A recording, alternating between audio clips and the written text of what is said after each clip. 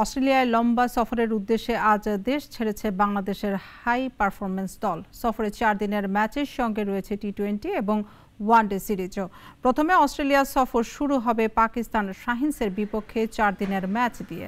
এরপর ওয়ানডে ও টি-20ও খেলবে এইচপি দল, যেখানে 4 দিনের ম্যাচের জন্য বাংলাদেশ দলকে নেতৃত্ব দেবেন মাহমুদুল হাসান জয়। দেশ ছাড়ার আগে অধিনায়ক জানিয়েছেন বাংলাদেশের জন্য কতটা গুরুত্বপূর্ণ সিরিজ এটি।